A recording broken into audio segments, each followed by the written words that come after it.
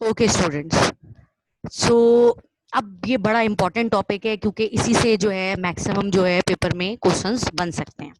आपको ये चार्ट मैंने आप लोगों के लिए बनाया है, तो आप इससे क्या कर सकते हैं, इजीली कॉन्सेप्ट को समझ सकते हैं और क्लियरली जल्दी जल्दी याद भी कर सकते हैं। ठीक है जी। सो बेसिकली अगर हम इस पूरे चार्ट के थ्रू अगर हम टाइप्स ऑफ एंजाइम को पढ़ें तो बहुत इजी रहेगा। एंजाइम्स आपको पता है वो प्योर पूरे प्रोटीन के भी होते हैं और कभी कभी प्रोटीन के अंदर नॉन प्रोटीन पार्ट भी होता है। अगर प्योर प्रोटीन की हम बात करेंगे तो वो हमारे पास दो की एग्जांपल हमारे पास आती है, पेप्सिन और ट्रिप्सिन, जो कि हमारे पास डाइजेस्टिव एंजाइम्स है। अच्छा जी, अगर जैसे कॉन्जुगेटेड मॉलिक्यूल्स होते हैं ना, इसका मतलब होता है दो डिफरेंट टाइप के नेचर के मॉलिक्यूल कंबाइन हो रहे हैं तो उसे हम कॉन्जुगेटेड मॉलिक्यूल बोलते हैं। बिल्कुल इसी तरीके से अगर एक एंजाइम है उसके साथ नॉन प्रोटीन पार्ट इन्वॉल्व हो तो उसे कॉन्जुगेटेड एंजाइम या होलो एंजाइम कहते हैं। ठीक है, तो कॉन्जुगेटेड एंजाइम या होलो एंजाइम का मतलब यह है protein plus non protein part. अब अगर हम होलो एंजाइम की बात करते हैं तो हमारे पास यानी कि जब हम इसकी बात करते हैं तो इसका मतलब है हमारे पास दो डिफरेंट टाइप के मौजूद हैं, यानी कि protein plus non protein part. ठीक है जी। सो प्रोटीन पार्ट को कहते हैं एपोएंजाइम। ये उस वक्त प्रोटीन पार्ट को हम एपोएंजाइम कहेंगे जब हमें कॉन्जुगेटेड एंजाइम की बात कर रहे हो, यानी कि जो ऑलरेडी प्रोटीन और नॉन प्रोटीन पार्ट से मिला हो। उसके अलावा हमारे पास नॉन प्रोटीन पार्ट है जिसे हम कहते हैं, नॉन प्रोटीन पार्ट को हम तीन नाम दे सकते हैं। प्रोस्थेटिक ग्रुप, वो तो आपको पता है, कहते ही हैं। प्रोस्थेटिक ग्रुप के अलावा दो और नाम देते हैं, को एंजाइम और को फैक्टर। ठीक है जी, तो मैं दोबारा से बता देती हूँ। एंजाइम को हमने दो में डिवाइड किया, एक वो जो प्योरली प्रोटीन के हैं, एक वो जो प्रोटीन प्लस नॉन प्रोटीन के हैं। तो protein plus non protein, that is called holo enzyme. Holo enzymes is basically again divided into protein part और नॉन प्रोटीन पार्ट। तो जो नॉन प्रोटीन पार्ट है उसे हम कहते हैं प्रोस्थेटिक ग्रुप, और जो प्रोटीनस पार्ट है उसे हम कहते हैं एपोएंजाइम। ठीक है जी। So non protein part, prosthetic group. अब उस प्रोस्थेटिक ग्रुप में हमारे पास इनऑर्गेनिक आइंस भी अटैच होते हैं, ऑर्गेनिक आइंस भी अटैच होते हैं। आपको पता है ना, इनऑर्गेनिक आइंस, प्रीवियस स्लाइड में हमने वो आइंस की बात की थी जिसमें मैंगनीज, मैग्नीशियम, जिंक की बात की थी, जो कि किसी भी रिएक्शन को एक्टिवेट कर रहे थे। तो अगर एक प्रोस्थेटिक ग्रुप है, अगर कोई नॉन प्रोटीन पार्ट है और उसमें इनऑर्गेनिक आइंस हैं तो उसे हम कहते हैं कोफैक्टर्स। अगर एक ऑर्गेनिक पार्ट है तो उसे हम कहेंगे कोएंजाइम। आपको पता है ना ऑर्गेनिक और इनऑर्गेनिक में क्या डिफरेंस है। The carbon containing compound is basically called organic compound with the and the non carbon containing compound, exceptional carbon dioxide and carbon monoxide, is called inorganic compound. तो अगर ऑर्गेनिक कंपाउंड होगा तो उसे हम कहेंगे कोफैक्टर, और अगर इनऑर्गेनिक होगा तो उसे हम अगर इनऑर्गेनिक होगा तो उसे हम कहेंगे कोफैक्टर, और अगर ऑर्गेनिक होगा तो उसे हम कहेंगे कोएंजाइम। ठीक है जी। तो पेपर में ये सवाल आ सकता है कि an activated enzyme consist of polypeptide chain and a cofactor. देखिए गौर से सुने, पॉलीपेप्टाइड चेन का मतलब एंजाइम की बात हो रही है, कोफैक्टर का मतलब एक नॉन प्रोटीन की बात हो रही है। तो उसे आप क्या कहेंगे, उसे आप एपो एंजाइम कहेंगे या आप उसे होलो एंजाइम कहेंगे। तो इसका आंसर है होलो एंजाइम कहेंगे। और अगर हम को फैक्टर की बात कर रहे हैं, को फैक्टर भी इन्वॉल्व है, तो आप इसको एक्टिवेटेड एंजाइम भी कह सकते हैं। एक्टिवेटर, क्योंकि ये एक्टिवेटर्स हैं बेसिकली। ठीक है, सही है। तो दो तीन चीजें इसमें और याद करने वाली हैं कि को एंजाइम में हमारे पास ज्यादातर वाइटामिन आती हैं। एग्जाम्पल में एटीपी, एडीपी, एएमपी, जितने भी हमने NAD, NADP, FAD, FADP, lipoic acid, ये जब हम जितनी भी ऑर्गेनिक पार्ट्स, ऑर्गेनिक आइंस या मॉलिक्यूल्स की बात करते हैं जो हमने बायोएनर्जेटिक्स में डिस्कस किया था, वो सारे के सारे कोएंजाइम हैं। तो जैसे अगर इस तरह से सवाल भी आ सकता है कि जो रॉ मटेरियल है कोएंजाइम का वो क्या है। रॉ मटेरियल का मतलब कि वो मटेरियल जो कि बनाना नहीं पड़ता, जो ऑलरेडी आप इनटेक करते हैं। तो इन सब ऑप्शंस में से विटामिन एक बेस्ट चॉइस है, क्योंकि विटामिन आपको पता है एक रॉ मटेरियल है, आप उसे डायरेक्टली इनटेक करते हैं।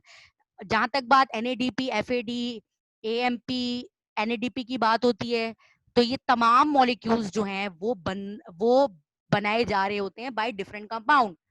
ठीक है, तो रॉ मटेरियल के हमारे पास अगर हम बात करते हैं तो हमारे पास है विटामिन।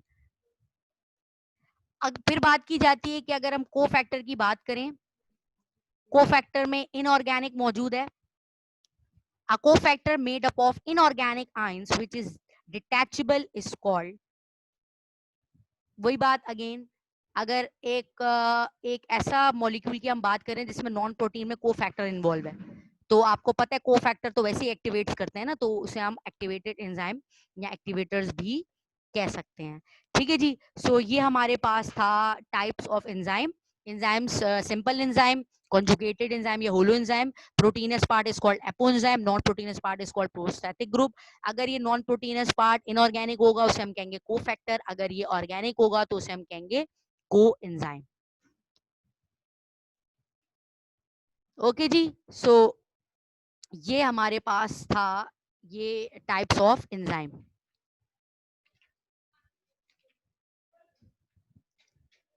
अब हम जरा आगे चलते हैं, जो हमारे पास है फैक्टर अफेक्टिंग एंजाइम एक्टिविटी। मैं आपको पहले बता चुकी हूँ एंजाइम्स बड़े नवाब होते हैं, इनके एक मखसूसतन एक एनवायरनमेंट होता है, अगर उनको वो एनवायरनमेंट नहीं मिले तो वो काम नहीं करते।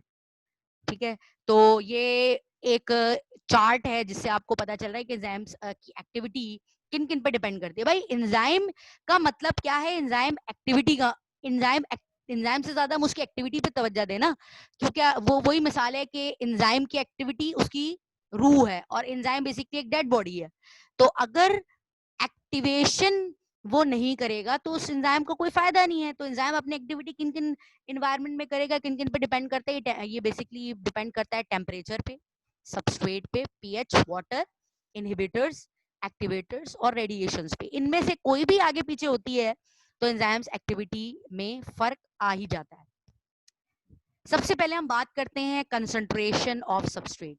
ये देखिए ग्राफ्स, आपको पता है जब ऊपर जा रहा होता है तो जैसे जैसे एंजाइम के साथ सबस्ट्रेट अटैच होते जा रहे हैं, एंजाइम प्रोडक्ट में कन्वर्ट करते जा रहे हैं, अटैच होते जा रहे हैं, प्रोडक्ट करते जा रहे हैं। तो यानी कि इसका मतलब ये है कि एंजाइम्स की, जब तक एंजाइम्स की साइट ऑक्युपाइड एक सबस्ट्रेट नहीं आके कर रहा है, यानी कि सबस्ट्रेट आ रहा है, बैठ रहा है और उसको प्रोडक्ट में कन्वर्ट करता जा रहा है, यानी कि यही प्रोसेस करता जा रहा है, एक रिएक्टेंट को प्रोडक्ट में कन्वर्ट करता जा रहा है, एक सबस्ट्रेट को प्रोडक्ट में कन्वर्ट करता जा रहा है, तब तक इस एंजाइम का रेट ऑफ रिएक्शन बढ़ता जा रहा है। लेकिन जब एंजाइम अपनी सारी की सारी एक्टिव साइट को सैचुरेटेड कर देता है, सैचुरेटेड का मतलब ये है कि उसको उसको भर देता है, उसको फिलअप कर देता है, देन ये रेट ऑफ रिएक्शन इसका कांस्टेंट हो जाता है, यानी कि उस वक्त एंजाइम एक्टिविटी अपनी कांस्टेंट रख देगा, यानी कि when the substrate of reaction is increase the rate of chemical reaction is also increase, but when active site is at their saturation, the enzymatic activity will remain constant. ये enzymic substrate concentration और rate of reaction directly proportional है until और unless के active site जो है वो saturated ना हो जाए। Saturated means occupied ना हो जाए, occupied by enzyme। तो ये कुछ conditions थी। उसके बाद हम देखते हैं effect of enzyme, effect of temperature on enzyme. आपको कुछ बात पता होनी चाहिए, उसमें से ये बात है कि ह्यूमन बॉडी के अंदर एंजाइम्स जो है वो 37 डिग्री सेंटीग्रेड पे हाईली एक्टिवेट होता है, यानी कि अगर ह्यूमन बॉडी का टेम्परेचर है 37 डिग्री सेंटीग्रेड तो एंजाइम अपनी मैक्सिमम एक्टिविटी को शो करवाता है। तो पेपर में ये सवाल भी आ सकता है कि optimal temperature of enzymes activity is present. Optimum, maximum एक ही बात है, ऑप्टिमम और मैक्सिमम का मतलब एक ही है। तो ऑप्टिमम की बात हो या मैक्सिमम की बात हो या हाईली एक्टिवेटेड की बात हो तो आपको पता चलना चाहिए 37 डिग्री सेंटीग्रेड। अगर एक बॉडी का टेम्परेचर 100 पे चला जाता है तो उस वक्त एंजाइम जो है वो कंप्लीटली डिस्ट्रॉय हो जाएंगे, यानी कि एंजाइम जो है वो अपना स्ट्रक्चर को डिस्ट्रॉय कर देगा। और अगर 0 डिग्री सेंटीग्रेड बॉडी में टेम्परेचर आ गया है तो एंजाइम अपनी टेम्परेचर को डिस्ट्रॉय तो नहीं करेगा बल्कि एंजाइम अपनी एक्टिविटी को मिनिमम कर देगा। ठीक है जी। तो आपको ये ग्राफ नजर आ रहा है, ग्राफ के अकॉर्डिंग जो आपको पीक पॉइंट है वो अराउंड 40 से थोड़ा करीब है, तो वो है हमारे पास 37 और 100 के ऊपर इसने डिस्ट्रॉय कर दिया है, 100 पे जाते जाते डिस्ट्रॉय कर देगा और जैसे जैसे टेम्परेचर कम होता जाएगा उस वक्त एंजाइम की एक्टिविटी भी कम होती जाएगी। तो इसमें दो तीन चीजें याद रखने वाली। पहली चीज, optimum temperature 37 degree centigrade, destroy at 100 degree centigrade और मिनिमम एक्टिविटी 0। मैक्सिमम 37 और मिनिमम जो है वो है 0। उसके बाद हम बात करते हैं एंजाइम एक्टिव पीएच पे। आपको पता है pH stand for power of hydrogen. तो जब एक हम पीएच की बात करते हैं तो एक प्रॉपर पीएच पे काम करता है एंजाइम। अगर पीएच की एक्सट्रीम हो जाए तो उस वक्त वो जो है एंजाइम अपना काम करना छोड़ देता है। तो जिसके अंदर हमारे पास दो की एग्जांपल पेप्सिन और ट्रिप्सिन की दी हुई, और आपको पता है पेप्सिन और ट्रिप्सिन ये प्योरली प्रोटीन का बना हुआ है। ये जो है पेप्सिन और ट्रिप्सिन हमारे पास दो अलग अलग मीडियम में काम करते हैं। ठीक है, सो आपको पता है, आपको ग्राफ के थ्रू समझ में आ रहा है, पेप्सिन जो है वो एसिडिक मीडियम पे काम करता है। आपको पता है 0 से जो है 7 तक एसिडिक होता है, और फिर फर्दर आगे जो है वो हो जाता है हमारे पास 14 तक वो होता है बेसिक। तो पेप्सिन स्टार्ट होता है एंजाइम की, एंजाइम पीएच बढ़ती रहती है, एंजाइम अपनी एक्टिविटी बढ़ाता रहता है, बढ़ाता रहता है, बढ़ाता रहता है, बढ़ाता रहता है। लेकिन जब ये अगर एसिडिक मीडियम से हल्का सा बेसिक मीडियम पे जाता है तो एंजाइम अपनी एक्टिविटी को खत्म कर देता है। तो ऑप्टिमम पीएच पेप्सिन अपनी किस पे शो करता है? 2 पे। ठीक है, 1 के दरमियान 2 है, 2 के ऊपर ये इसका जो ऊपर का पॉइंट है ग्राफ का वो शो हो रहा है। तो 2 पे जो है पेप्सिन अपनी मैक्सिमम एक्टिविटी ऑप्टिमम शो करता है, और 3 पे, और उसके बाद जाता जाता फिर अपनी डिक्रीज करना शुरू कर देता है। ट्रिप्सिन साहब जो है वो ट्रिप्सिन बेसिकली ऑप्टिमम पीएच जो है वो 8 पे शो कराता है, और ये बेसिकली एक अल्कलाइन मीडियम है। अगर आप ट्रिप्सिन को एसिडिक इन्वायरमेंट में ले जाओ, यानी कि अगर बॉडी के उस पार्ट में जहाँ ट्रिप्सिन एंजाइम था वहां पर एसिडिक इन्वायरमेंट हो, तो ट्रिप्सिन फंक्शन परफॉर्म नहीं करेगा। पेप्सिन अगर एसिडिक में और अगर इसको बेसिक मीडियम मिल जाए तो ये अपना फंक्शन परफॉर्म नहीं करेगा, ये इनएक्टिव हो जाएगा।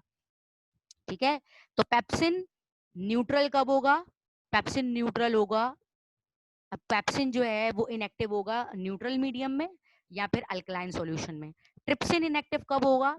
एसिडिक मीडियम में या फिर ट्रिप्सिन कब होगा? न्यूट्रल में या फिर एसिडिक मीडियम में।